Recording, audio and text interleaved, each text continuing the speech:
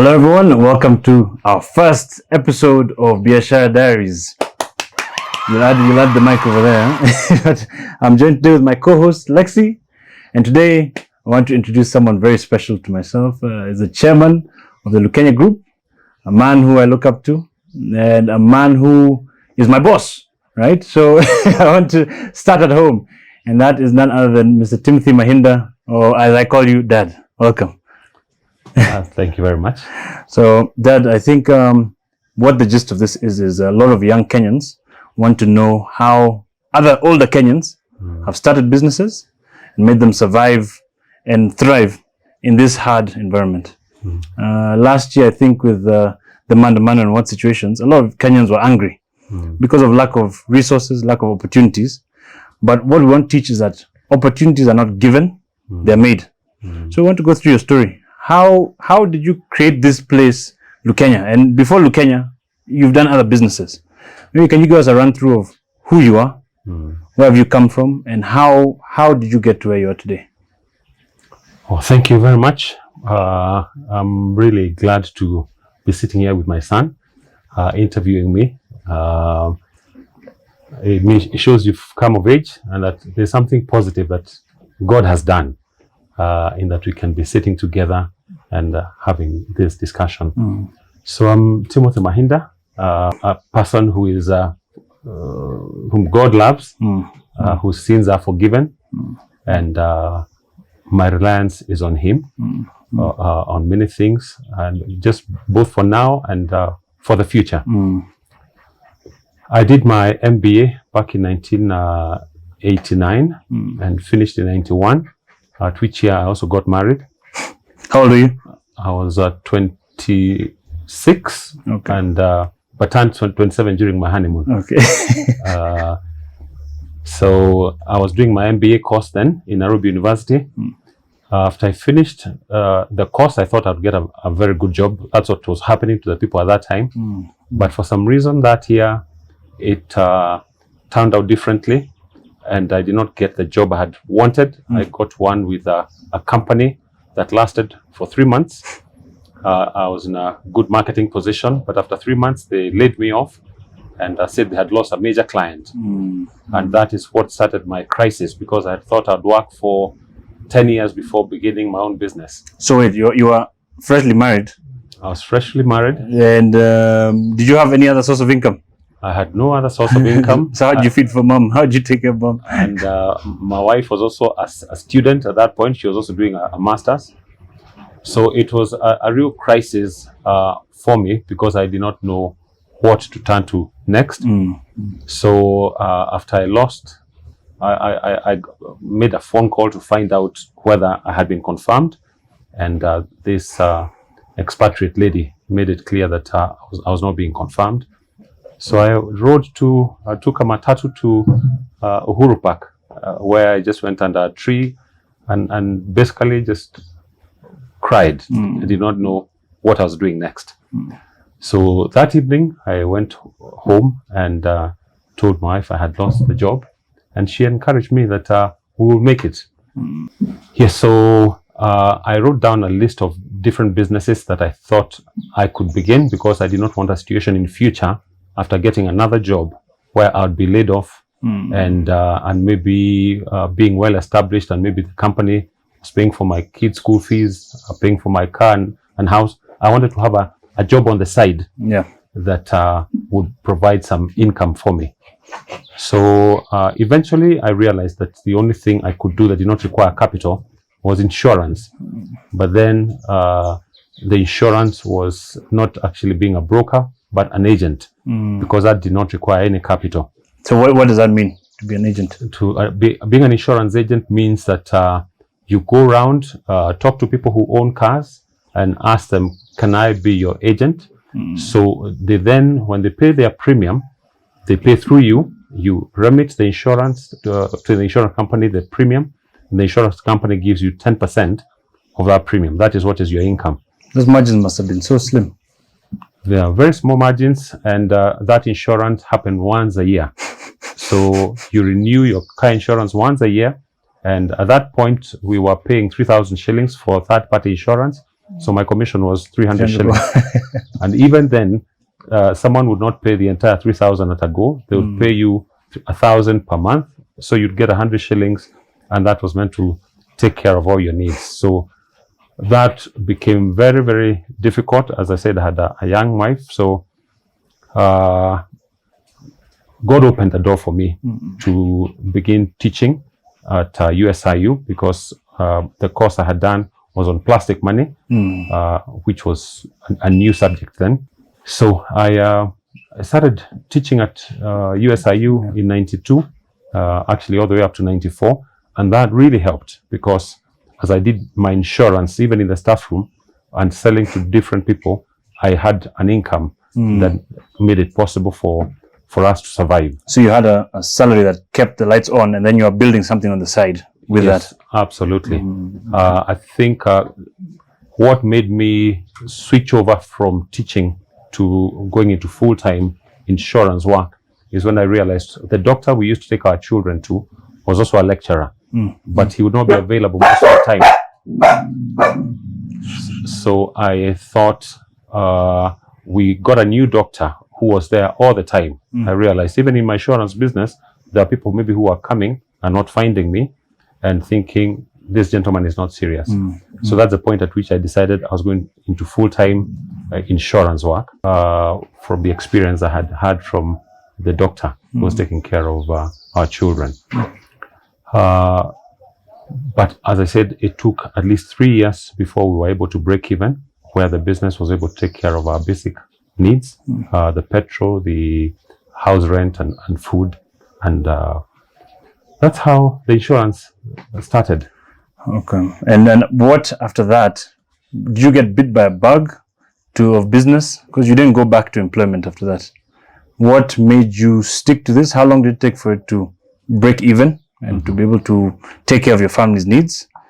And after that, what made you decide to start a hotel from an insurance brokerage? What was the insurance brokerage's name? What was that company? All right. It was called Trustmark Insurance Agents. Eventually became Trustmark Insurance Brokers. So the business started growing by God's grace. We started getting missionary groups coming, and once one group came, others started following this. So we had a number of them. So the company actually grew within a period of 8 years.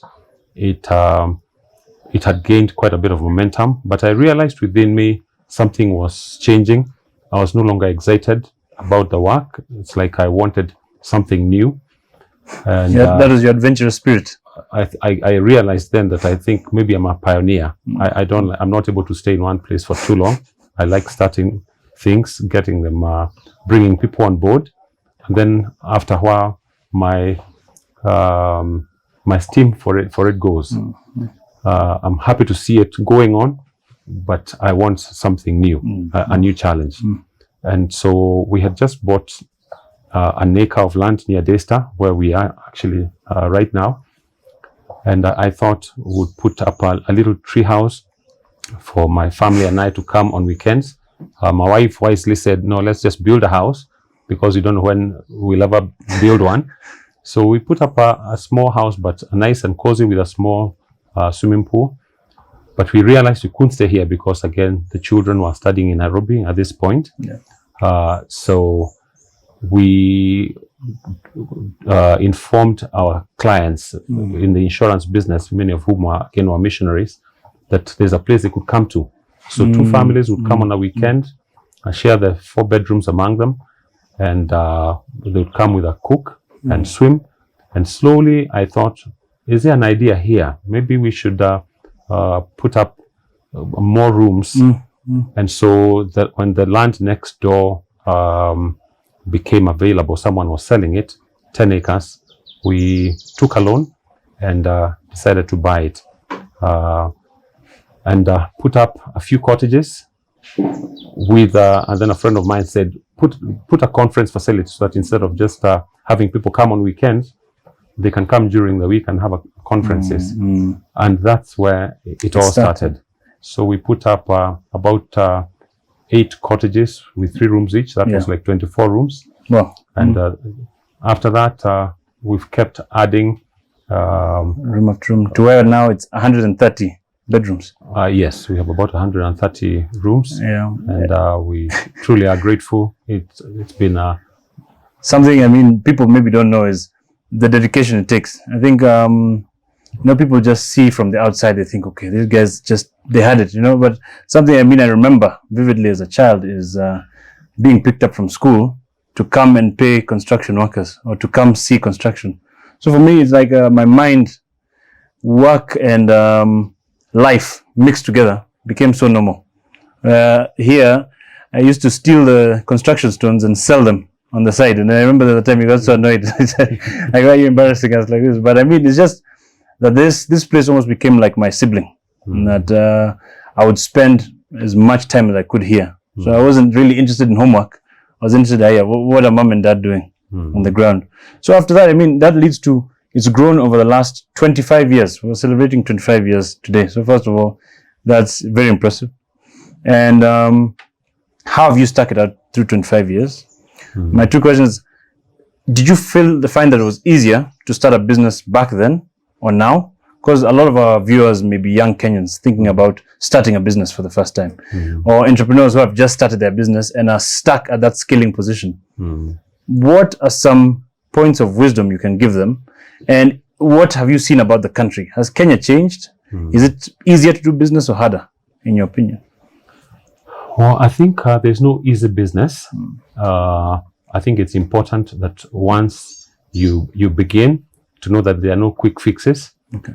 We started this business, as I said, it took like 3 years to break even. Thereafter, after it became stable, we decided to start another one. So there was another hotel where someone invited me that could we partner, and so we started another hotel, which also took a while to break even. I realized even with the insurance, as I said, Lukenya itself took a few years before it was able to pay for its expenses. So within that time, I mean, it would have been easy to just get discouraged and let go. But it's important to learn to be patient, to keep working at it, to make sure you're treating your guests well. When there are any complaints, you respond quickly. And it's important to be personal because that really grows loyalty. And it's those repeated clients who then give you work in the long term. In the short term, it's hard. But once people sort of begin to to appreciate what you do for them, they will stick with you for the long term. Yeah, and actually, I want to even just a lesson that you had taught me. I don't even know if you remember, but there's a statement you used to say that used to annoy me so much about the cow and the napier grass. Dad would always say to you, you young guys, all you want to do is drink the milk from a cow. You don't want to know where it comes from. You want to just drink the milk and enjoy. But do you know what it goes into taking care of this cow to make sure it's healthy? You must first grow grass, cut it when it's nice, and then make sure the cow is fattened.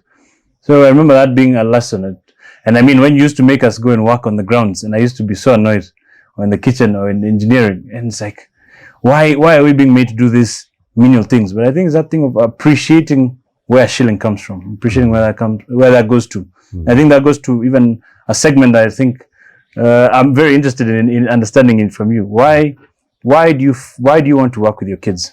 I think we're a bit difficult sometimes. I mean, I think, like, I know myself, I can be very opinionated. So there's something that, I mean, I really want to know.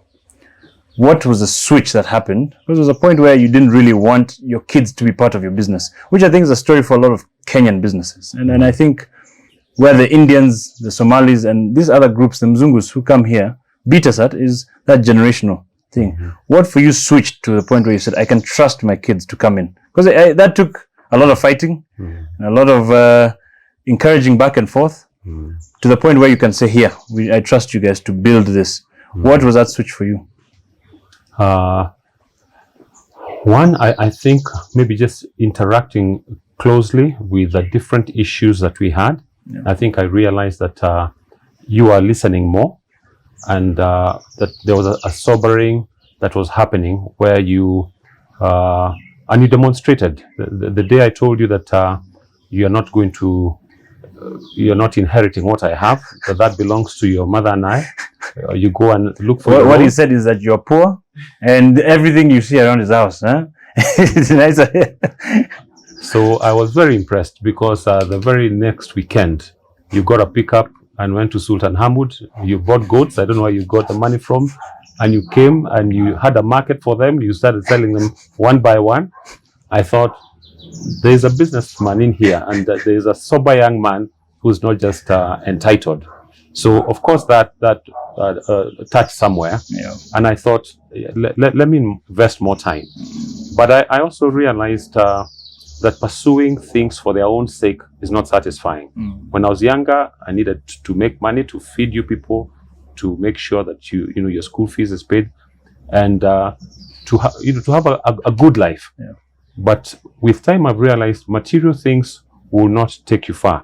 Relationships much more important, and what better relationship to have than with the children that God has given me. And because in working together, we will be forced to interact a lot and help each other, because it's what you're able to help me with in terms of feedback, because I have many weaknesses and you have really helped me in saying, Dad, here and there. And so I'm able to go back to God and say, help me, I'm a sinner, help me in this area. But I'm also able to help you grow in things that many young people may not be aware of, like the whole thing of patience, learning how to take care of every shilling, spending less than you need to, living below your means, which were all sort of foreign concepts to you. But with time, I've realized that you do appreciate where the shilling comes from, and that you're more careful. So it has been a very good opportunity for me to work with you and your brother, and also to have a chance to sort of have the two of you interact and become better for each other. Because I think family values are very important. Just being able to know that we can stick together into the long term. That my child cares for me and loves me, and I do the same. So this family business was going to be a very good avenue to be able to just work together and work through our differences. And actually, I want to ask on that. There are a lot of Kenyan family businesses who struggle with that one generation. And I know we struggled with it for some time. And I know, first of all, I want to say thank you for at least even accepting and being able to start the move. But a lot of Kenyan businesses and a lot of my friends struggle with the thing of the mzee who started saying, I don't want anyone else, this is my baby, and standing there. How would you advise even older people who have started their businesses to work? Because we want to teach other Kenyan families or encourage other Kenyan families that this is the way for us guys to take our country. We have to build family businesses. How could you encourage someone of your age who is refusing their kids in? Well, I think maybe just having a different value system to know that money is not everything. I saw money bring a lot of division among some uncles who are very wealthy. After a while, they were not able to see eye to eye, and they lost a relationship among themselves, and even their children who followed got affected by that fallout, all because of material things. And after a while, people begin passing on, and you realize these things don't follow you. You die and you leave poor relationships behind. So I think I had a new value for relationships. Those go much deeper than what money can give you. So if I'm able to sort of bring my family together and make sure that my sons have friends, and we are friends too, letting go of things for that greater value is so much more important. Actually, there's even something I want to, the greatest lesson I think that I've picked up from you is just the thing of longevity. let go of the instant gratification for the long term. I mean, I'm still there. I want to make it here now, and I think that's a lot of us young people. We want to become successful today. I think that just a thing of seeing that things take time. Relationships take time. And for me, the greatest takeout I've gotten is your relationship with God. And that's the greatest investment, because that's where our resources come from. And there's something you started that really pushed us, is the Bible study group, where we and a bunch of other young men come together and sit. And I think if we can replicate that, because what we want to do with this show is just, we want to duplicate. We don't want to say that we are different or separate to anyone else. Kenyans want to know, what can we do differently? I think that's something that I've learned, is take your faith seriously, invest slowly and sustainably, and make sure your family is with you. And I think even to your own detriment, sometimes you've invested in those things. And I want to say asante sana, and asante for giving us an opportunity to build, because I know a lot of Kenyans may not have that. So then we're coming to the end of our pilot. We don't know how it's going to go. The market will tell us whether this is what they need or not. But I want to say thank you for making the time. We want to know any feedback you have for us on episode 1. Well, I think this is a very good initiative in just being able to transfer in some way the little experience we may have onto the next generation, because the idea is to have continuity, and we want to know that our children and grandchildren benefit from whatever it is that we had learned from our mistakes and from any positive ideas that we have. So thank you very much for this interview. Thank you very much, Dad. And this is a call out to all business people in Kenya. We want your stories. We want to give the next generation your story. We want to hear from you about your life. We don't want to know about how much money you have in the bank, what car you drive. We want to know the struggles you went through and how you made it work in this country. Young people need those stories, and I think this is where we can come together. Now, a word from our sponsor, Lukenya Getaway, your meeting place of choice in East and Central Africa. So for all of you looking for conferencing, team building, accommodation, come to Lukenya Getaway. We are a Christian facility. We do not sell alcohol, 130 bedrooms. And this is your home away from home. Lukenya Getaway. Thank you. Asante. Asante.